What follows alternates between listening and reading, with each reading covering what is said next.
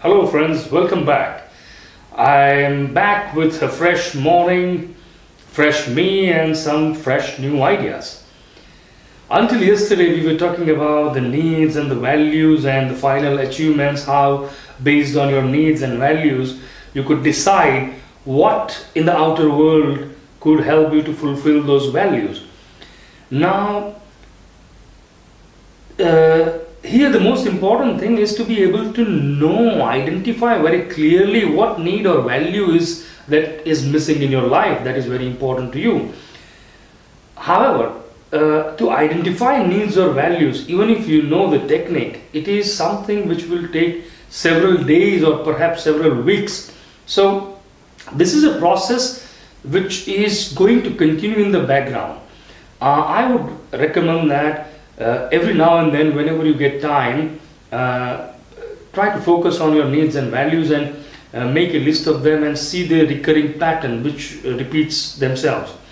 And let this process continue over next several weeks.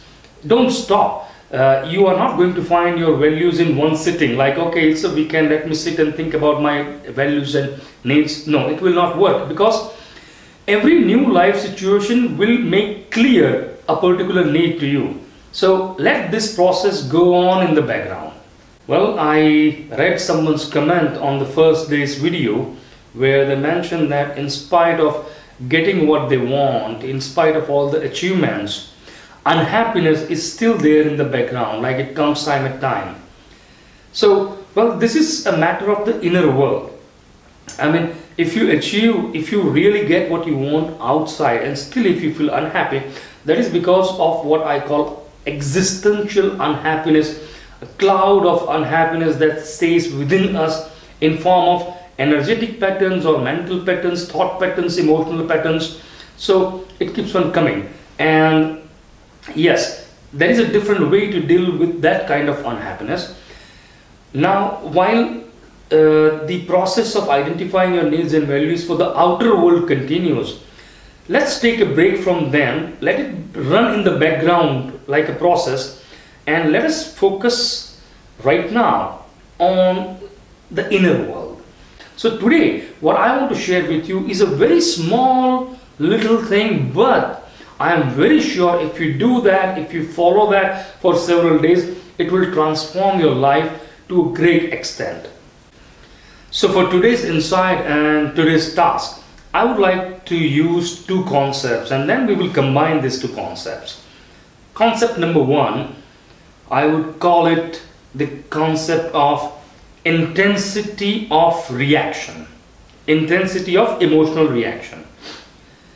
So for this, I would like to share with you a real incident that happened to me somewhere back in 2006 or 7. I was in India I was visiting a friend, and it's a tradition, like when you go to a friend's home, they will offer you masala chai, hot, piping hot masala chai and some snacks, Indian snacks. So I was being served, me and my friend, we were sitting in the living room watching TV and talking, and at that time there was some news about, I don't remember exactly which country it was, but it was probably Ethiopia or Somalia, one of them in Africa. The news was that approximately close to 100 children, maybe 97 or 98, they died because of starvation, because they were not able to get enough food. So because of malnutrition or because of starvation, they died in a matter of only 1 month. So when we heard this, I and my friend, we looked at each other, like, and I could recognize like some sort of like some feeling bad that, oh my God, like so small children, they died because of starvation. And we actually even talked about it, that like it is such sad news that like lots of people, they are throwing away lots of food in India, also in America, everywhere in the world, and these children, they are dying because of starvation, and here we are throwing away the food, and it felt sad. So like we felt bad about what happened, but then we continued with our own chai and our own snacks, Indian snacks. Now, while we were having the chai from the other room, my friend has twin daughters, so they came running, both of them, and one of them bumped into my friend, and the chai which he was holding in his cup, it spilled on his daughter, and it filled on the lap of the daughter. So it, obviously, hot piping chai, if it falls on the lap, she will feel burning sensation. She started crying, and at that moment my friend stood up and he started screaming, "What is happening?" He screamed on his wife, "Why did you allow them to come here? You know we are having hot chai here, and you know that they will not take care, and they now she bumped, and now she is feeling pain." And I could see my friend very much in reaction mode, because his daughter was suffering pain. Now at that moment I was thinking, like, 5 minutes ago we are watching these kids from Ethiopia die, like the news about kids dying, 100 of them, and here the daughter only got some hot hot chai spilled on herself. And look at the difference in reactions. Yes, I know that hot tea on the lap can give a lot of burning sensation and very much discomfort, but compared to children dying and 100 of them dying, this is nothing. And still look at the reaction. You see, at that point, it was interesting, because some great dynamic was happening.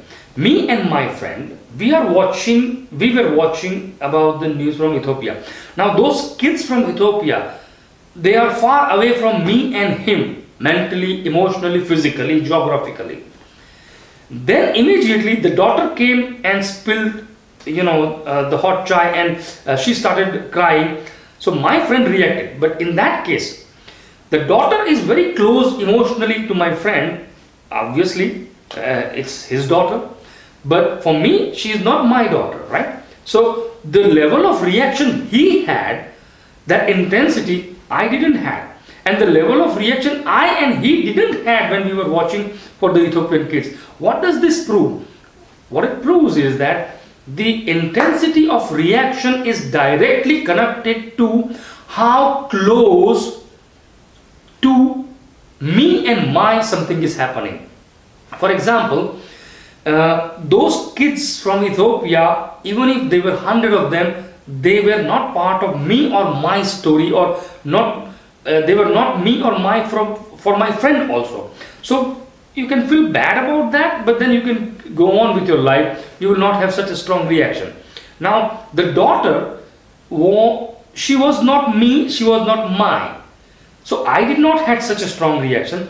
But for my friend, it was my daughter. That's why such a strong reaction.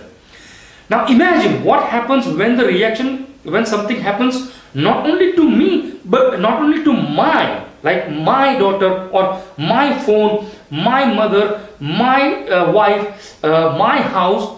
Yes, reaction is very strong, but reaction is even stronger when something happens to me. Like my is very close to me, but it is still a little farther away from me. For example, this is the shirt. For you, this is the shirt.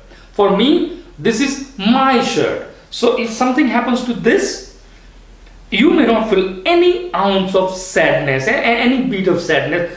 I might feel a little bit like frustrated, like, oh, I like this one and it is spoiled. What I'm trying to say is that the intensity of reaction, the strongest reaction when something happens to me, then the second strongest reaction when something happens to my, and the farther away things go from me and my, the lesser and lesser the reaction, right? So this is the first concept, the concept of intensity of reaction.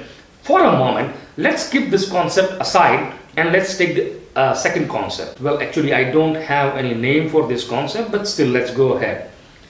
The concept is, let's say if you are standing in front of ocean and listen to the sound made by the waves of the ocean, the blowing of the wind, the you look at the sunset, and if you have to describe that whole phenomena to someone, to your friend, you would say, I see sunset, I hear the sound of waves, I uh, I experience or I feel the breeze of the wind touching my body. Next morning when you are having coffee and you smell the coffee, you would say, I smell the coffee. So whenever you experience something, there are always two elements to it. You, the one who notices what is being experienced. So let's call this you.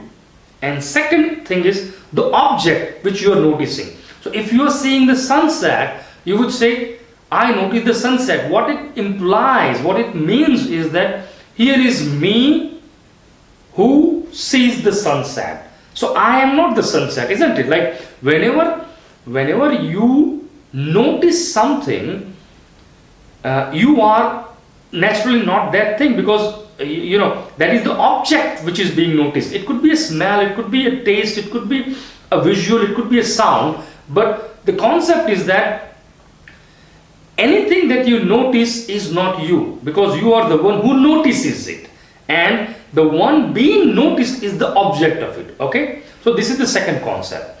Now the first concept was about the intensity of reaction. When something happens to me or the intensity of reaction is very high. Now let's combine these two concepts. So what happens when you combine these two concepts is nothing less than a miracle. Let me show you how. Normally, when we see something, we say I see. When we hear something, I say I hear. But when it comes to strong and intense emotions, we don't use the same language. This is more a problem of language that we picked up while we were growing up. For example, when when intense anger arises, most people will describe it as I am angry, I am sad, I am frustrated, or I am unhappy. The thing is, for everything else, you say, I notice sunset, smell of coffee, the sound of waves. But when it comes to feelings and emotions, you become them. Even in language, we express it, instead of saying, I feel anger, I feel sadness, I feel unhappiness, we say, I am angry, I am sad, I am unhappy. Now, this is such a small thing, but if you just transform this, and instead of making an identity that I am this or I am that, if you say, I notice it, like I feel anger or I feel sadness, what happens is you are creating a distance between you and that phenomena. Remember the first concept, intensity of reaction is very strong when something happens close to me or to me or to mine. So when you say I am angry, the reaction multiplies, because now that anger is happening to you. Or I am sad, then it is also very close to you and the reaction becomes multiplied in intensity. Instead, if you make a small change even in your language, like I feel sadness, or I have sadness, or I have anger, or I feel anger, that when you say that, it means that it is something that you have. Yes, you create a kind of distance between you and that phenomena. It's like now you are noticing it. The moment the distance is created, it is not you any longer. The intensity of the reaction drops by half, like, or even lesser, so I would recommend that this is your practice and task. For the next several days, be very alert. Whenever you talk to yourself or whenever you talk to other people in meetings, at home, anywhere, start by catching yourself every time you make an identity out of an emotion. So here are two things you have to do. Catch yourself when you use the word or the language like I am this or I am that, I am sad or I am unhappy. Catch and immediately replace it. I have sadness, I have anger. Now here is the magic that happens. The moment you say I feel anger, this is not just about language. Actually, the moment you utter these words, I feel anger, you rise above the anger, and then you can experience or you can notice the anger inside your system in form of some energetic patterns, like maybe bubbling energy. But that at that time, you are not anger. You are the one who starts noticing anger, and when that happens, it's a game changer. There is a distance created between you and that phenomena, whatever emotion it is, and then the intensity starts falling down, right? So this is the practice I would recommend you to. This is not something you have to do with closed eyes, sitting for 10 minutes or 20 minutes. No, this is your everyday task throughout the day. Every moment, be alert, catch yourself, and replace whenever you notice this error of language.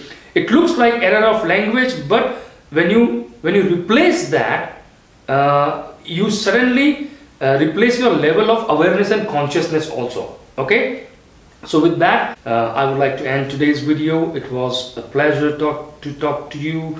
I love coming every day with new ideas, new insights, and I love the way you are also participating in form of your comments or your opinions and your experiences. Please keep doing that. Have a wonderful day. See you tomorrow. Thank you.